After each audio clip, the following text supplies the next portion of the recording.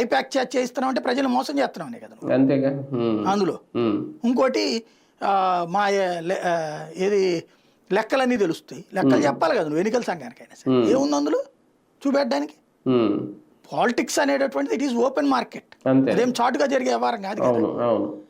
మీ ఇంట్లో first night వ్యవహారం కాదు కదా అది, దాంట్లో చూపెట్టకూడదు అనడానికి. పెళ్ళి అనేది బహిరంగం, ఫస్ట్ నైట్ రహస్యం. అట్లాగే రైడ్ అనేటటువంటిది ఓపెన్, చాటుగా జరిగేటటువంటిది ఏదన్నా నేను మర్డర్ చేయడానికి ప్రయత్నించారు ఏమన్నా పట్టుకున్నామంటే ఒక అర్థం ఉంది.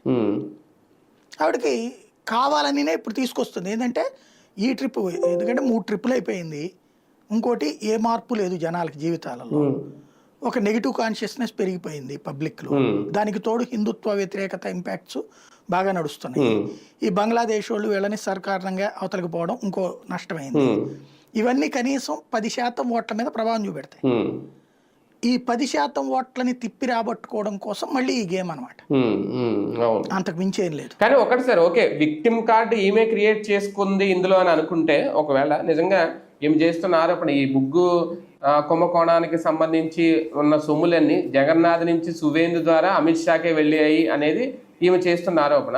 అక్కడ ముఖ్యమంత్రిగా ఈమె కొనసాగుతుంది ఎప్పటి నుంచో. కేంద్రం ఇప్పుడు ఈడీ ఎంటర్ అయ్యే వరకు మమతా బెనర్జీ ఇన్ని రోజులు ఈ స్కామ్ విషయంలో ఎందుకు సైలెంట్గా ఉన్నారు? అసలు దర్యాప్తు చేస్తుంది కేంద్రం అయితే, మమతా బెనర్జీ మేనల్